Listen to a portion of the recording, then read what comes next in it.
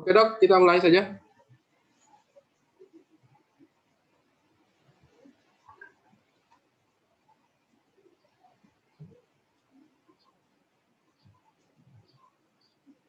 Halo.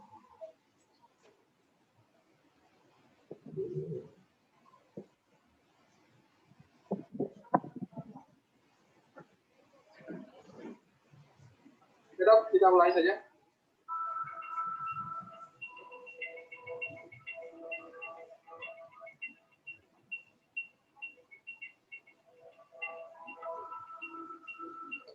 Halo.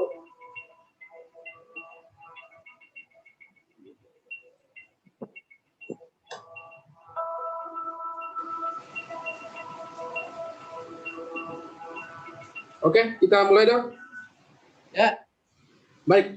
Ya, bismillahirrahmanirrahim. Assalamualaikum warahmatullahi wabarakatuh. Selamat sore buat para teman-teman yang sempat mengikuti live kita hari ini. Seperti yang telah disampaikan sebelumnya bahwa hari ini kita akan melakukan live podcast dialog interaktif terkait bidang kesehatan, terkait pembangunan kesehatan di Sulawesi Barat. Spesial untuk hari ini kita akan banyak berbicara tentang stunting.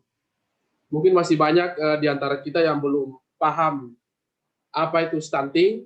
Nah, untuk membahas hal tersebut, hari ini kita kedatangan tamu dari Dinas Kesehatan Provinsi Sulawesi Barat.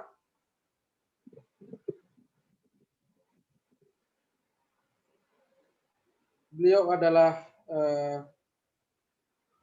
saya perkenalkan ya, beliau bernama Dr. Haji Muhammad Ikhwan. Beliau adalah Kepala Bidang Kesehatan Masyarakat pada Dinas Kesehatan Provinsi Sulawesi Barat.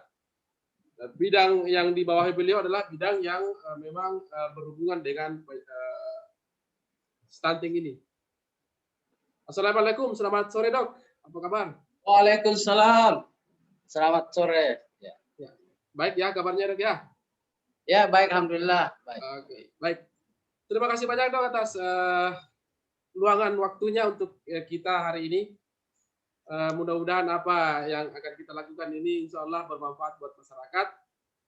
Amin. Hari ini sesuai dengan rencana kita bahwa kita akan membahas terkait stunting. Dan tentunya ini adalah live. Kami berharap teman-teman atau pemirsa yang sempat mengikuti ini bisa bertanya langsung melalui pertanyaan yang bisa dituliskan di kolom komentar di Facebook Dinas Kesehatan. Baik, kita langsung saja dok dialognya. Pertama-tama mungkin masyarakat ingin tahu dulu sebenarnya apa itu penyakit, apa itu stunting sebenarnya. Silakan dok. Oke, assalamualaikum warahmatullahi wabarakatuh. Selamat sore. Waalaikumsalam warahmatullahi wabarakatuh. Ya, puji syukur kita panjatkan kepada Allah Subhanahu Wa Taala.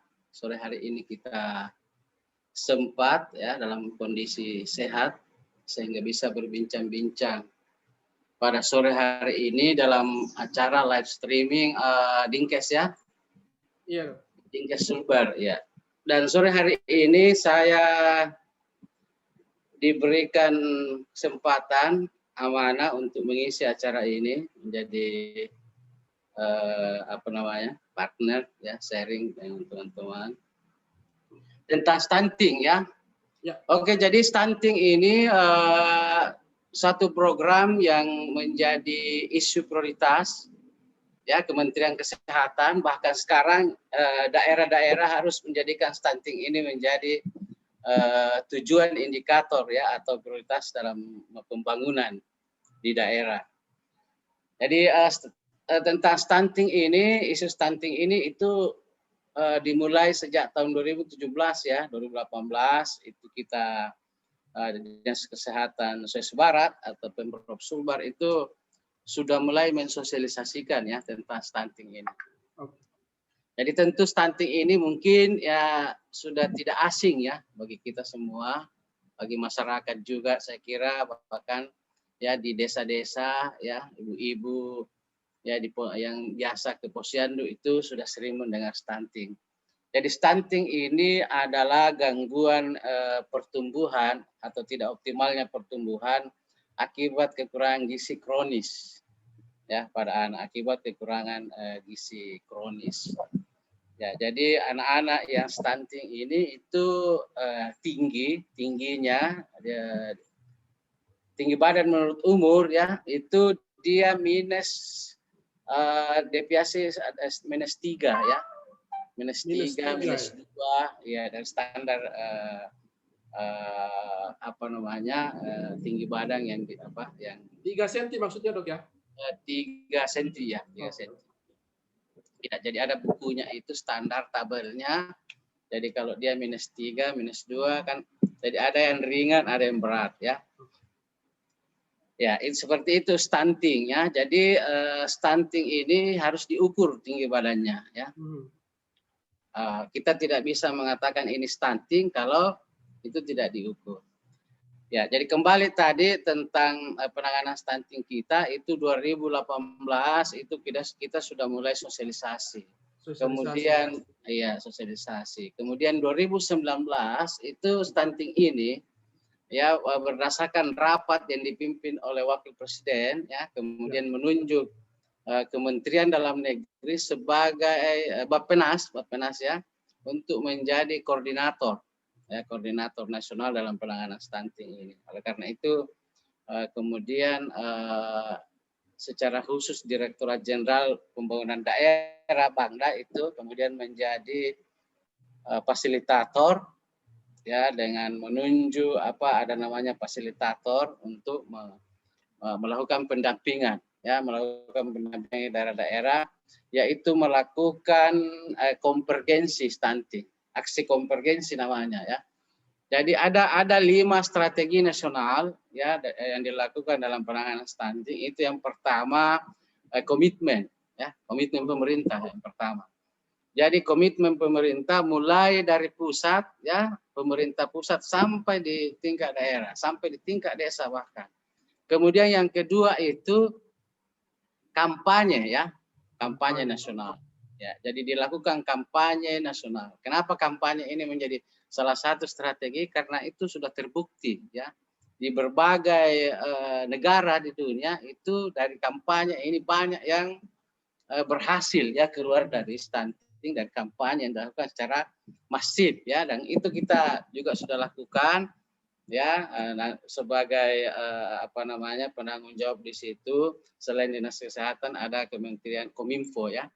Kominfo itu yang terus mengkampanyekan tentang stunting. Kemudian yang ketiga aksi konvergensi tadi. Aksi konvergensi itu adalah melakukan sinkronisasi kegiatan ya, konvergensi kegiatan pembangunan di segala bidang ya untuk menangani stunting ini. Ya, sebentar saya akan jelaskan lebih rincinya tentang aksi konvergensi. Kemudian yang keempat itu food security, keamanan pangan. Kemudian yang kelima itu monitoring evaluasi. Nah, saya kembali ke aksi konvergensi. Aksi konvergensi tadi yaitu melakukan kegiatan secara terpadu ya, secara sinergis ya untuk menangani stunting ini. Karena di stunting ini penanganan stunting ini dibagi atas 2 bagian besar ya. Intervensi spesifik namanya dengan intervensi sensitif. Ya, intervensi spesifik terhadap stunting yaitu intervensi yang dilakukan oleh bidang kesehatan. Nah, intervensi ini sebenarnya sudah lama kita lakukan. Ya, jadi seperti peningkatan kualitas ibu hamil ya, kesehatan ibu hamil, ANC antenatal care ya, pemberian imunisasi, pemberian PMT, makanan tambahan lokal ya, pendampingan konseling ASI ya, pemberian obat-obat kecacingan ya, filariasi dan lain-lain, malaria, itu semua adalah program-program spesifik yang menyasar 1000 hari kehidupan istilahnya ya. Ya, 1000 hari kehidupan ini yang perlu kita terus sosialisasikan. 1000 hari kehidupan itu adalah 2 270 hari di kehamilan plus 730 hari di sampai umur itu anak 2 tahun ya. Jadi itu semuanya 1000 hari kehidupan. Disinilah yang disebut oleh para pakar ya, ahli yang namanya golden period ya. Kenapa 1000 hari kehidupan ini dikatakan golden period? Karena disinilah pembentukan struktur otak manusia yang akan menentukan nanti masa depan dari seorang anak atau dari seorang manusia ya, di 1000 hari kehidupan pertama, karena disinilah pembentukan otak. Anak-anak yang berumur 2 tahun itu sudah mempunyai struktur otak 80% orang dewasa. 80%. Jadi sudah sama otak orang dewasa anak-anak yang 2 tahun itu. Nah, kalau terjadi gangguan di sini, maka anak-anak itu tidak akan pernah mempunyai otak yang optimal begitu ya. Fungsi otak yang optimal. Bukan berarti bahwa kalau terganggu itu sudah bodoh ya, sudah bodoh. Tetapi pun itu dia tidak bodoh, dia tidak akan pintar sekali itu, tidak akan pintar sekali ya. Tentu selalu ada saja ya 1-2 orang ya yang bisa cerdas. Kan selalu orang kalau diskusi itu menyebut itu Habibie pendek misalnya atau Yusuf Kalla. Jadi kita ini membahas masalah dampak terhadap supaya lebih dampak terhadap kesehatan sebenarnya itu untuk stunting seperti apa, Dok? Dampak terhadap kesehatan. Ya, jadi sebentar ya. Jadi saya lanjutkan dulu tadi. Oke. Ada 2 intervensi spesifik tadi. Spesifik tadi ya. Saya sudah bahas spesifik secara gambaran garis besarnya. Kemudian intervensi sensitif adalah ya kegiatan-kegiatan ya yang dilakukan di luar bidang kesehatan tetapi mempunyai kontribusi ya atau pengaruh terhadap stunting. Ya, yang mana itu contoh Dinas PU ya. Dalam pembangunan air bersih ya, sanitasi itu sangat mempengaruhi. Kita tahu bahwa derajat kesehatan itu 30% dipengaruhi oleh kualitas kesehatan lingkungan. Begitu juga yang lain, Dinas Pendidikan dengan PAUD-nya, dengan pemberian materi-materi kesehatan pada anak didik ya. Anak-anak didik kita supaya lebih dini mereka terpapar ya wawasan kesehatannya, pengetahuan kesehatannya. Ya, kemudian Dinas Sosial dengan program-programnya di sana, PKH ya dan lain sebagainya, NGO, BKKBN ya, semua itu adalah program-program sensitif ya, sehingga inilah yang dilakukan aksi konvergensi tadi. Ya, aksi konvergensi antara stakeholder baik di kesehatan maupun di luar kesehatan ya, untuk melakukan konvergensi lebih fokus ya, sehingga ada namanya lokus stunting ya. Nah, di situ konvergensi atau terfokus difokuskan itu ya, difokuskan sehingga harus ada lokus, karena menurut teori dan fakta bahwa kalau kita tidak fokus ya, misalnya kita melakukan misalnya di Sulbar ini misalnya dengan desa kita kurang lebih 500-an desa ya. Kalau kita terus melakukan pembangunan secara merata saja ya, tidak fokus ya, misalnya di kabupaten itu 10 desa, 20 desa di setiap kabupaten lokus stuntingnya, itu bisa lebih fokus, itu justru lebih mempercepat ya, mempercepat perubahan-perubahan yang kita inginkan. Ya, kemudian kembali dampak kesehatan ya, itu sangat berdampak sekali stunting ini ya. Ya, dampak kesehatan ya. Kenapa? Apabila orang terkena stunting, maka ada dampak jangka pendek dan ada dampak jangka panjangnya. Dampak jangka pendek itu tentu pertama anak-anak itu bisa meninggal ya, karena dia lahir tidak normal, BBLR yang kita kenal BBLR. Karena BBLR juga ini cikal bakalnya juga stunting. Nah, kemudian anak-anak itu pendek, kemudian nanti dia kalau dia sudah usia sekolah itu dia kurang dalam belajar itu dia kurang konsentrasi ya. Dia kurang dalam konsentrasi ya, jadi agak sulit dalam proses belajar. Nah, jangka panjangnya itu dia nanti kalau dewasa itu tidak mempunyai tidak produktif ya, tidak produktif karena dia punya istilahnya ini dalam berpikir ya. Kemampuan berpikirnya ya. kemampuan berpikirnya rendah, ya tentu sehingga anak-anak yang stunting itu kita tidak bisa mengharapkan dia untuk menjadi seorang orang yang berkualitas, seorang misalnya kita mengharapkan dia menjadi seorang ahli dalam teknologi, menjadi seorang ahli mesin, ahli apa namanya, kalau tidak mungkin kalau dia stunting, atau menjadi dokter spesialis ya dan lain-lain sebagainya. Kemudian tentu dia tidak produktif ya, tidak produktif itu akan merugikan negara. Nah, ke depan itu kita akan masuk namanya bonus demografi. Ya, bonus demografi. Bonus demografi. Ya, itu mulai 2030 ya ke atas itu bonus demografi itu artinya penduduk kita akan didominasi dengan usia produktif. Nah, ketika penduduk kita yang produktif ini berkualitas, maka sebenarnya disitulah puncak kejayaan bangsa atau negara kita. Oleh karena penduduk kita dinominasi oleh orang yang produktif, ya tentu maka orang-orang yang produktif ini orang-orang yang akan mampu nanti berinovasi, berkreasi, mengolah kita punya sumber daya alam misalnya. Nah, kalau pada saat itu penduduk kita itu tidak berkualitas, ya usia produktif tapi tidak berkualitas, ya maka orang mengatakan justru kita akan mengalami bencana demografi namanya. Karena apa? Akan banyak kita mengurus orang yang cuma sakit-sakitan, tidak mampu bekerja, ya kita harus mendatangkan bekerja dari luar negeri dan lain sebagainya. Jadi itu dampak itu sangat mengurangi yang namanya pendapatan domestik bruto istilahnya, ya domestik bruto. Berarti ini sangat berpengaruh terhadap ekonomi juga, Dok, ya? Sangat berpengaruh terhadap ekonomi, ya.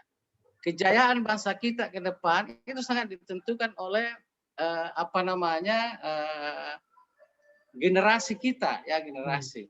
Ya, ada kata-kata bijak yang mengatakan, ya kalau kita mau melihat sebuah negara itu kuat, lihat dia punya generasi mudanya. Lihat generasi mudanya, ya. Kalau dia punya generasi muda berkualitas, pasti negara itu akan kuat. Coba lihat saja, begitu banyak negara-negara di dunia, negaranya cuma kecil, ya. Kecil saja seperti Singapura dan lain-lain sebagainya, tetapi negaranya menjadi super, ya.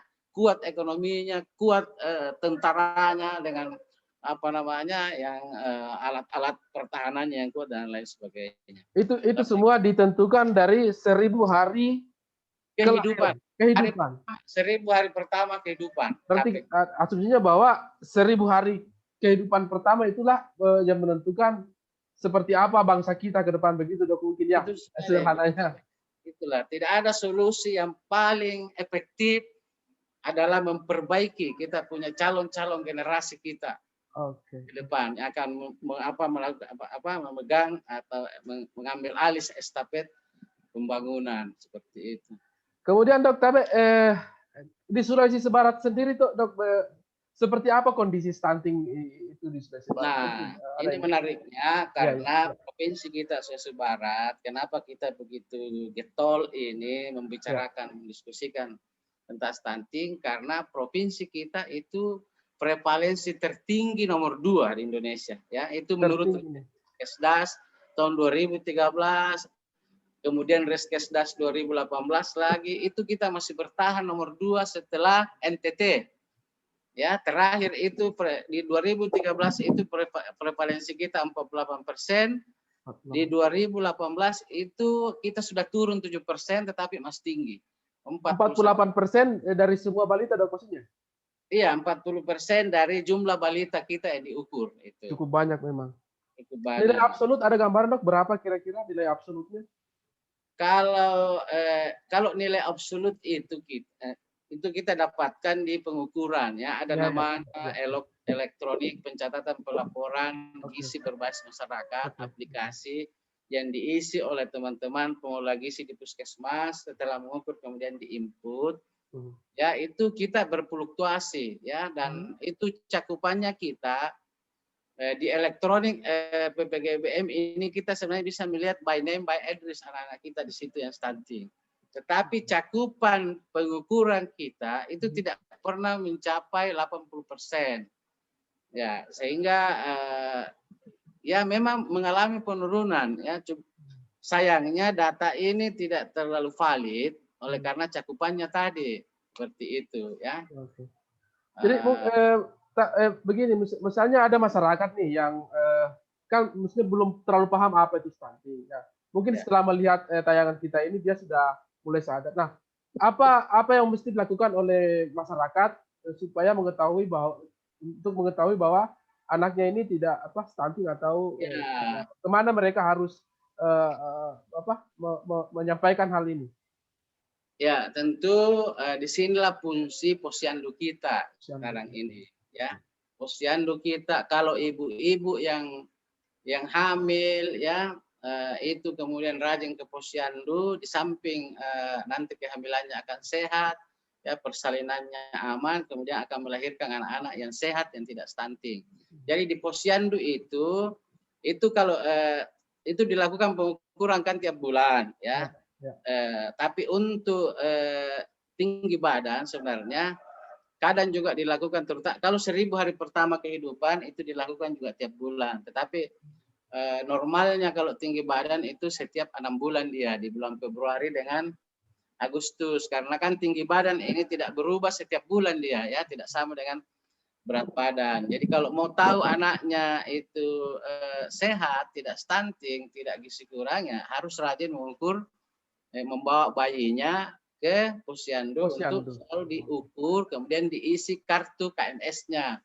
Ya, buku KIA-nya itu diisi karena di situ juga ada tumbuh kembang juga di dalamnya di buku KIA itu ya. Kita melihat anak kita bagaimana perkembangannya, apakah tidak ada gangguan atau ada gangguan baik dalam misalnya penglihatannya, pendengarannya, dan itu bisa langsung terdeteksi ya.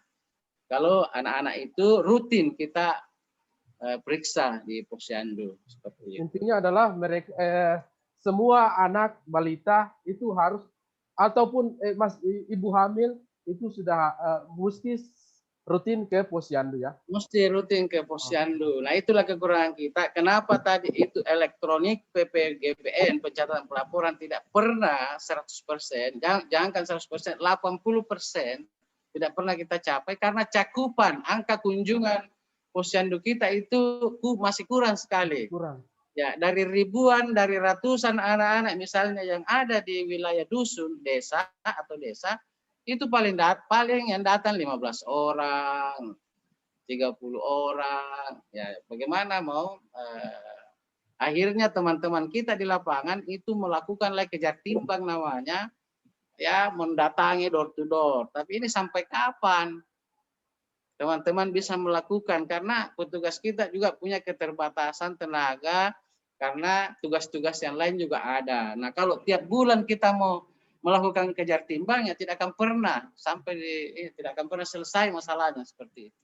Ditambah lagi mungkin dengan situasi pandemi sekarang, Dok ya.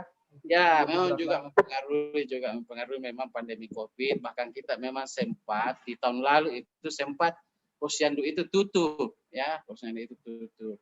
Tapi sekarang itu posyandu dibuka kembali tentu dengan protokol kesehatan. Ya, dengan protokol kesehatan seperti itu, membawa sarung sendiri, ya tentu semua pakai masker, jaga jarak dan lain-lain. Ya, itu harus kita lakukan ya, tapi mau tidak mau juga ya harus kita warga kita harus kita motivasi terus untuk datang di posyandu, karena inilah ya banyak persoalan-persoalan di kesehatan, bukan cuma stunting yang bisa kita selesaikan kalau masyarakat kita rajin berkunjung ke posyandu ya, terutama untuk ibu hamil tentunya dengan balita ya. Oke. Baik, kembali saya sampaikan ke teman-teman sekalian para yang sempat mengikuti podcast ini. Kalau misalnya ada yang ingin ditanyakan kepada Pak Dr. Iwan, silakan tuliskan pertanyaan Anda di kolom komentar di Facebook. Baik, Dok, kembali ke upaya tadi. Kayaknya belum tuntas tadi, ada tadi 5 strategi kayaknya itu mengenai ya, ada 5. Ya. Komitmen, kemudian kampanye nasional, kemudian aksi konvergensi, kemudian yang keempat tadi belum, Dok ya, apa? Ketahanan pangan. Ketahanan pangan. Ya, jadi pangan ini benar-benar ya sekarang sih alhamdulillah ketahanan pangan kita bagus. Ya, sisa keamanan pangan lagi ya. Ya, jadi di samping ketahanan pangan, artinya masyarakat kita tidak ada lagi yang kesulitan mengakses pangan, ya kebutuhan sandang ini, kebutuhan sandang, ya beras, sayur-sayuran, daging, telur dan lain-lain. Tapi juga keamanan pangan tentunya ya. Artinya pangannya juga harus sehat, ya, tidak terkontaminasi dengan bahan-bahan yang bisa merusak kesehatan. Kemudian yang kelima, yang kelima itu monitoring evaluasi. Monitoring evaluasi. Ya, jadi monitoring evaluasi ini dilakukan terus siklusnya tiap tahun, ya, dievaluasi terus dievaluasi. Makanya itu kita kita selalu mensupport, mengharapkan muncul ide-ide terus inovasi di daerah, di desa-desa, ya, untuk bagaimana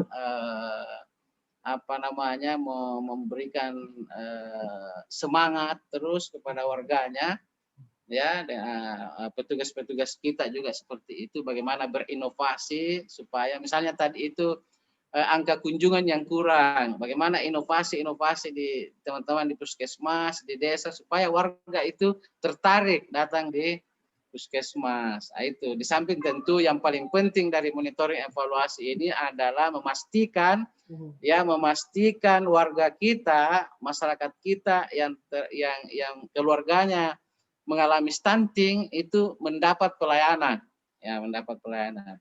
Justru jangan sampai mendapat pelayanan justru yang keluarga-keluarga yang tidak ada masalah kesehatannya, ya, tidak ada gangguan gizi di situ, stunting, gizi kurang dan lain sebagainya. Jadi ini yang harus dipastikan oleh pemerintah kita.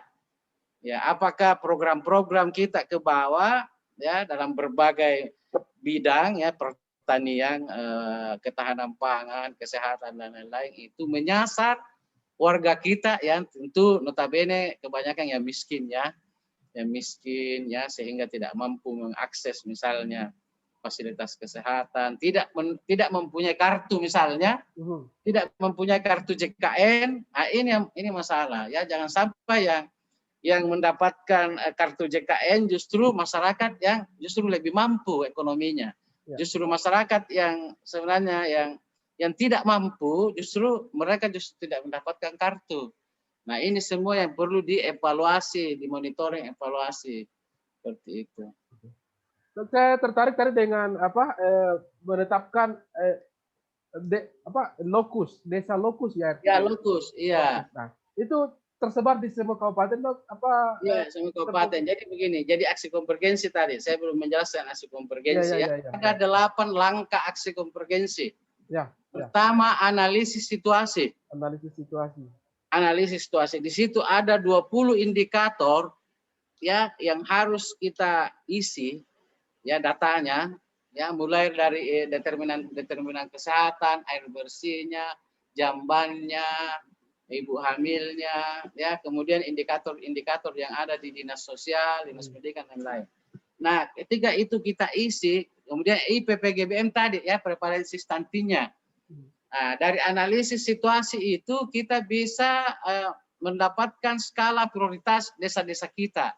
Oke. Ya, mulai desa-desa mana yang paling di situ ada warna di aplikasi itu memberikan warna merah di situ, ya, merah kemudian hijau, ya. Yang paling merah itu paling banyak merah-merahnya, mulai nomor 1 paling tinggi prevalensi stuntingnya. Kemudian misalnya cakupan jambannya paling rendah dan lain-lain, itu 20 indikator. Nah, itulah yang kita tempatkan kalau kita misalnya 10, ya 10 saja misalnya desa. Ya. Ada yang misalnya di Mamasa misalnya kemarin tidak salah 14 desa, ada sampai 20 desa, ya. Tergantung barangkali keyakinan kemampuan daerah, ya, untuk bisa mengatasi. Ya, kan ada yang mengatakan enggak usah terlalu banyak, nanti kalau terlalu banyak lokus nanti justru kita nanti tidak maksimal penanganannya, seperti itu. Nah, dari analisis situasi tadi, maka langkah kedua perencanaan kegiatan. Menyusun perencanaan kegiatan, semua menyusun perencanaan kegiatan. Dinas Kesehatan, Pertanian, Ketahanan Pangan dan lain-lain semua PU, ya, menyusun kegiatan. Nah, kemudian yang ketiga itu rembuk stunting. di situ dilakukan penandatanganan fakta integritas ya atau pembentukan komitmen bersama bahwa benar-benar ini kegiatan-kegiatan ini benar-benar akan diimplementasikan ya, akan dimasukkan dalam rencana kerja Renjas KPD atau RKP, rencana kerja pemerintah. Itu ditandatangani mulai dari sebenarnya itu mulai bupati harusnya dirembus stunting, itu bupati hadir, sekda hadir, apalagi kepala bapeda, kepala dinas semua harus hadir di situ. Kemudian tokoh-tokoh masyarakat diundang untuk datang. Kemudian selanjutnya itu peraturan bupati. Peraturan bupati ini sangat penting untuk memberikan payung hukum kepada pemerintah desa dalam penanganan stunting. Jadi dalam menggunakan dana desanya itu mereka sudah tidak ragu-ragu lagi karena ada peraturan bupati. Kemudian yang kelima itu ada pengadaan kader pembangunan manusia namanya. Ada sekarang itu mungkin biasa kita dengar ada namanya KPM, kader pembangunan manusia. Itu wajib setiap desa. Harus ada satu kader pembangunan manusia dengan memberikan insentif operasional, memberikan satu HP Android.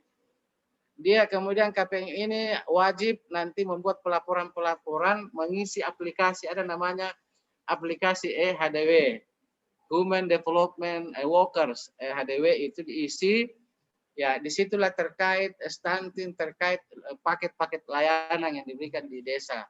Kemudian yang keenam itu setelah KPM itu manajemen data. Ya, manajemen data ini peaknya Bapeda ya, bagaimana terus melakukan perbaikan manajemen datanya supaya datanya makin valid, makin bisa diakses oleh semua kalangan. Kemudian yang ketujuh itu pengukuran dan publikasi stunting, itu Dinas Kesehatan bertanggung jawab di situ. PPGBM-nya tadi. Ya itulah tadi bagaimana memaksimalkan itu pengukuran ya. Supaya cakupannya makin bagus, validitasnya makin bagus ya. Biar juga data kita tinggi kalau tidak valid ya, itu juga sangat menentukan. Nah, kemudian dipublikasi ya, dipublikasi sampai di tingkat desa ya. Warga desa, kepala desa, pemerintah desa bisa melihat bahwa oh sekian kita punya prevalensi stunting, ini faktor-faktor determinannya apa? Faktor kesehatan lingkungan, faktor-faktor pola hidup perilaku kesehatan masyarakat kita, itu yang terjadi sehingga stunting ini tinggi misalnya, ada hubungannya dengan itu. Nah, yang kedelapan itu monitoring lagi, sama lagi tadi itu monitoring evaluasi, masuk lagi kembali di aksi 1 analisis situasi. Berdasarkan monitoring evaluasi dilakukan analisis lagi ya, analisis dan selanjutnya seperti itu menjadi sebuah siklus. Tadi. Baik dok.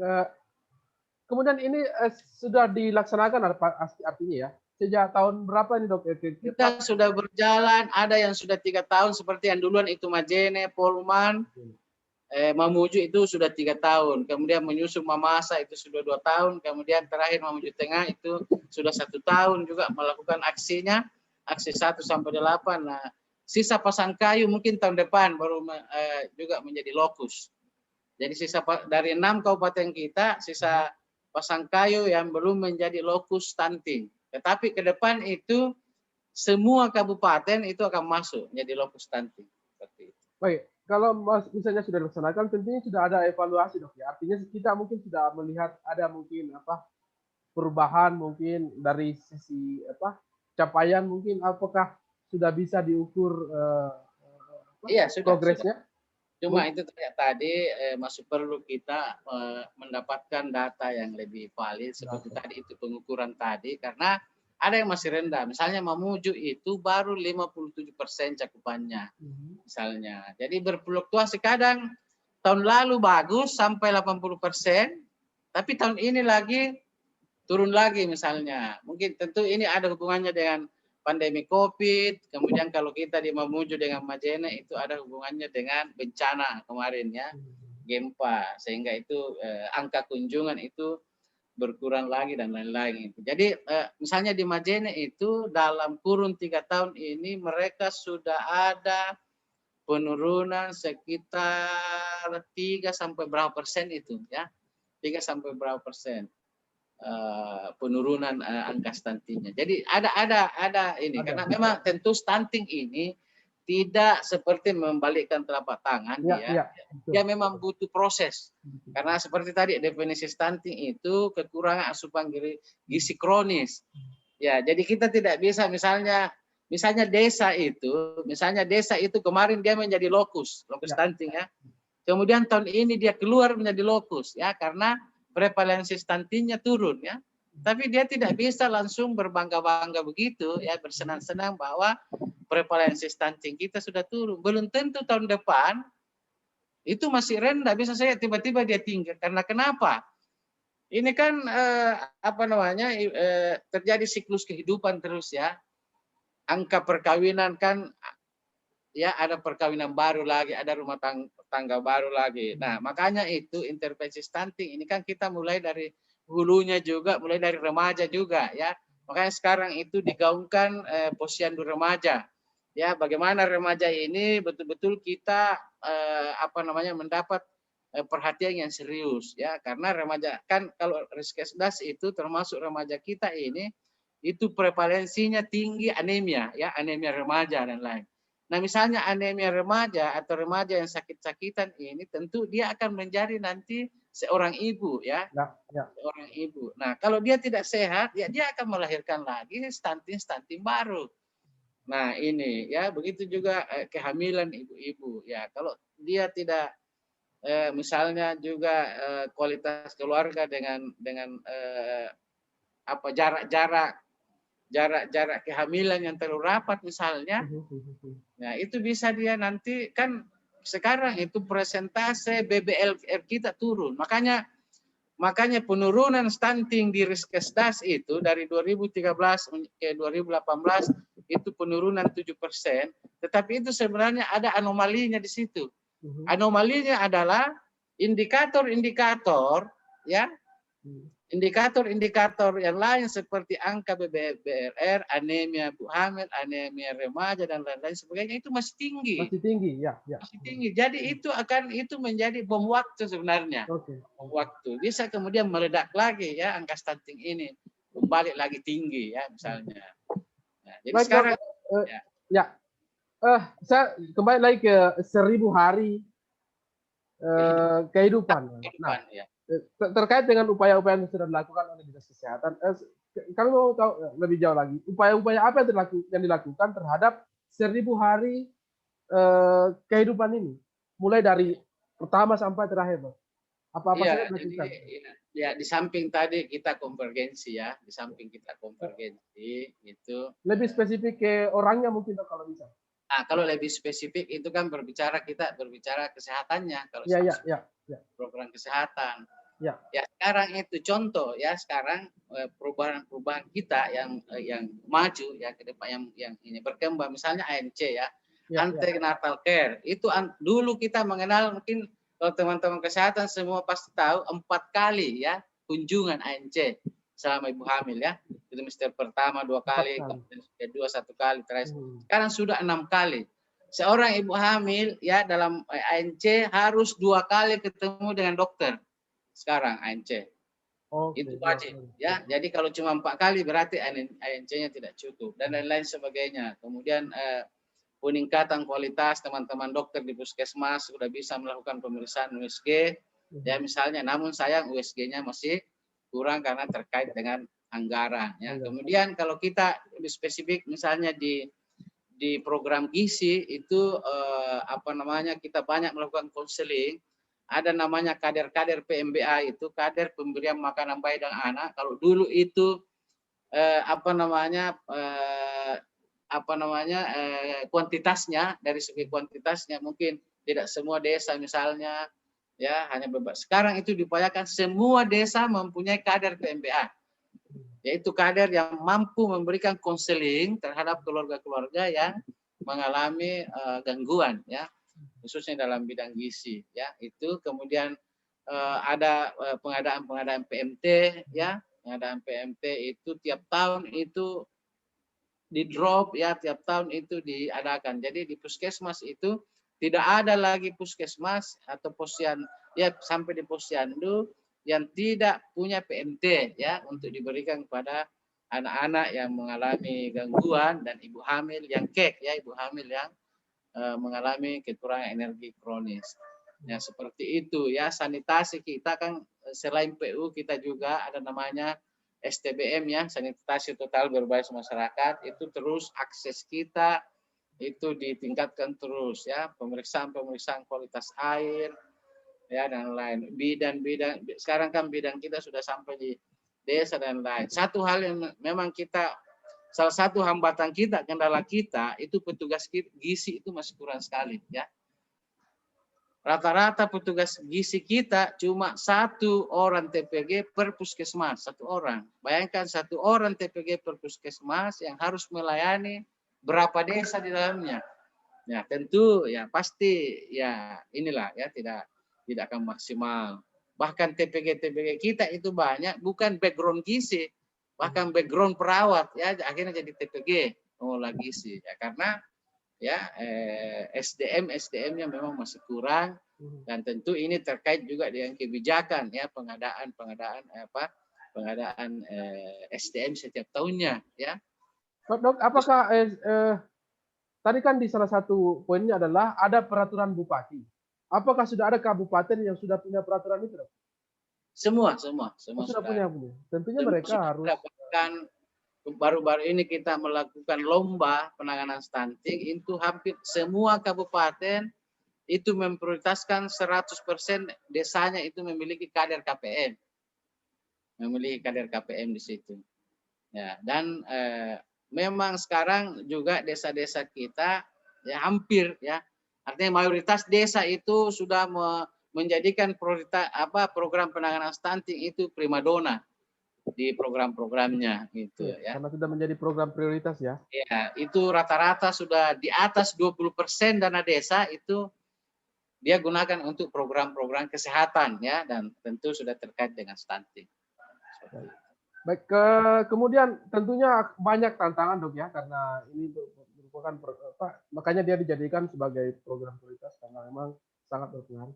Kira-kira tantangan-tantangan apa saja yang selain tadi yang masalah tenaga gizi yang masih kurang, mungkin ada tantangan-tantangan yang lain yang kita hadapi dalam penanganan stunting?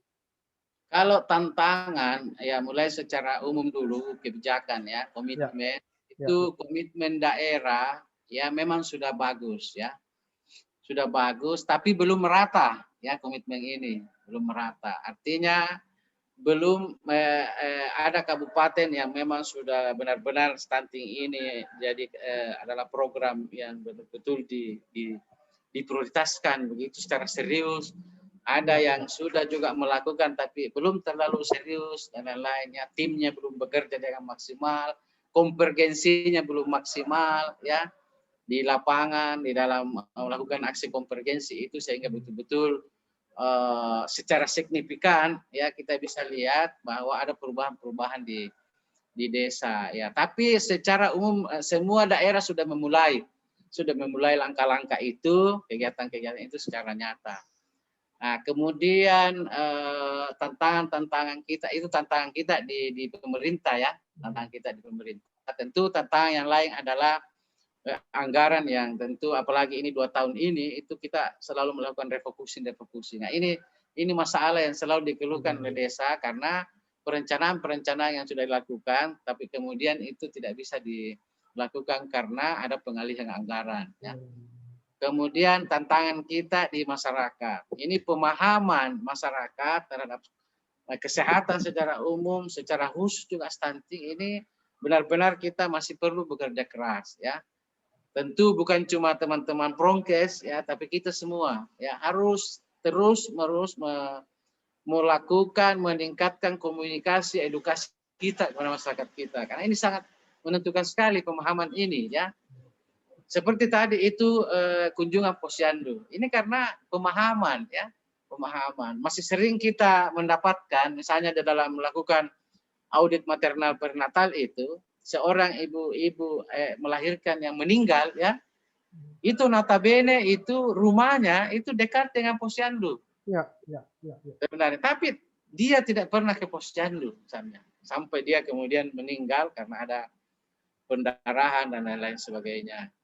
kebiasaan masyarakat kita masih menganggap penting kegiatan yang lain ketimbang datang di posyandu pada jadwal yang sudah ditentukan. Padahal petugas-petugas desa itu sudah mengumumkan ya bahwa tanggal sekian ada posyandu. Mohon ibu-ibu hamil yang mempunyai anak balita untuk datang di posyandu. Tapi ketika hari posyandu itu sangat sedikit yang datang. Ya, ini tentu karena pemahaman kita yang masih sangat rendah terhadap pentingnya kesehatan. Nah, ini tantangan kita.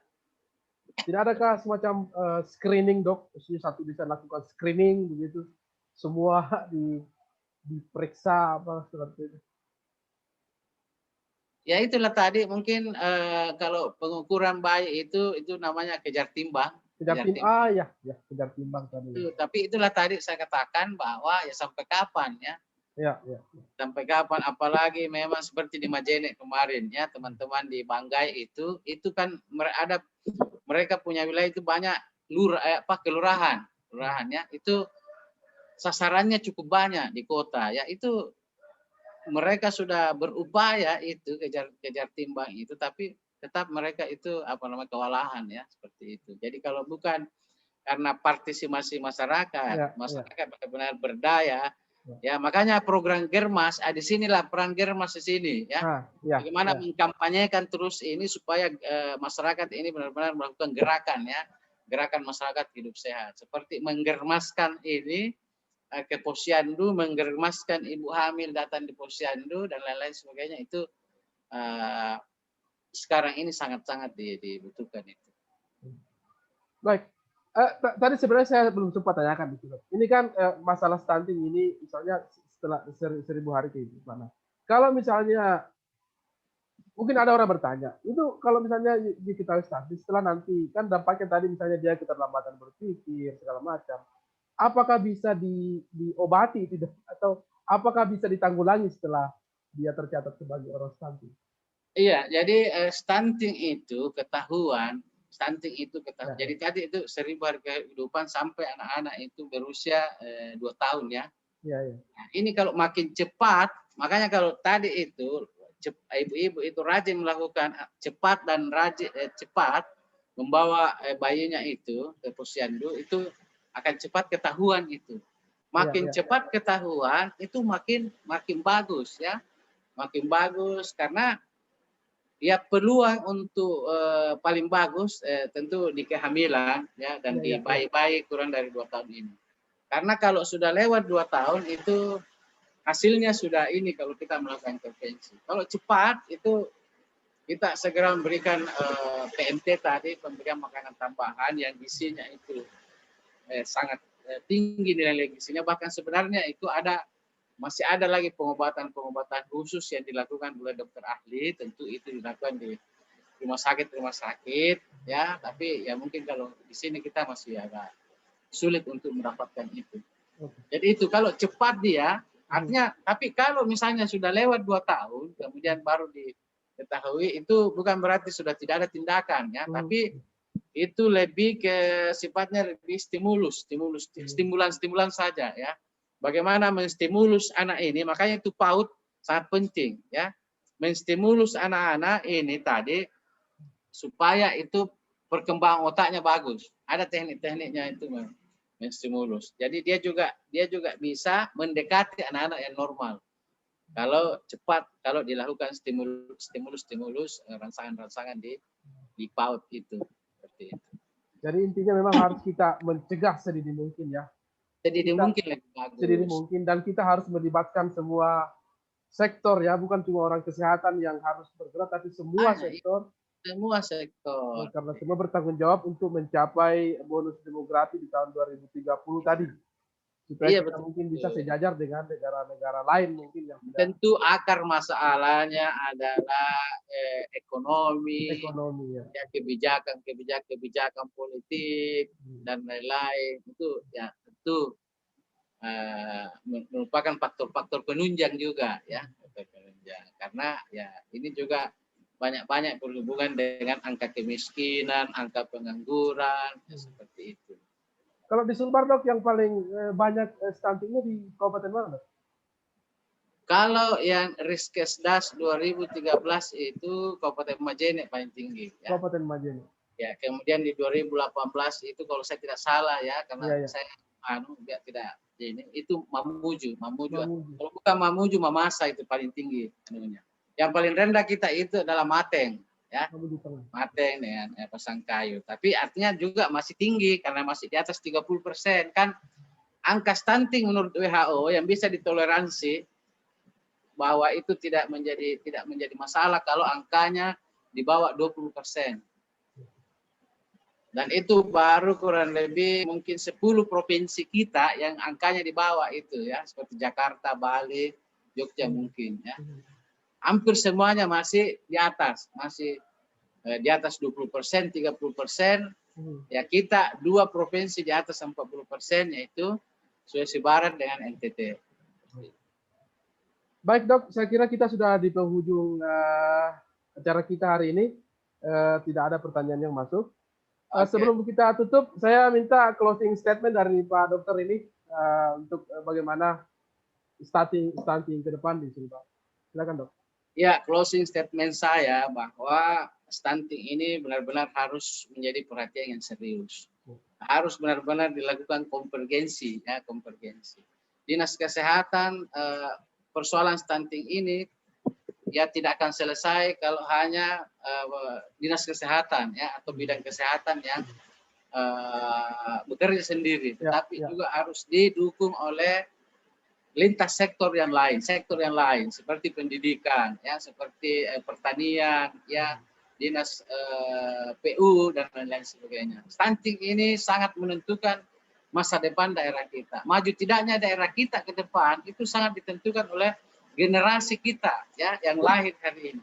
10 tahun ke depan, 20 tahun ke depan ditentukan oleh generasi yang lahir pada saat ini. Kalau generasi pada saat kita ini berkualitas, maka kita pastikan pasti daerah kita akan maju 10-20 tahun ke depan. Tapi kalau generasi kita lahir dengan stunting, gizi buruk dan lain-lain, maka bisa dipastikan ya 10 tahun, 20 tahun daerah kita akan tetap seperti itu, tetap akan terbelakang, tertinggal, akan sulit mengejar provinsi-provinsi yang sudah maju.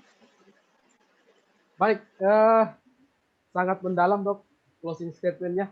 Mudah-mudahan apa yang kita lakukan hari ini bisa menggugah masyarakat, baik untuk menggugah kesadaran masyarakat, baik dari segi pemahaman maupun keinginan untuk sehat begitu. Baik, terima kasih banyak atas waktunya Dok hari ini. Kami ucapkan banyak terima kasih. Insya Allah akan menjadi amal ibadah kita untuk masyarakat. Amin, amin.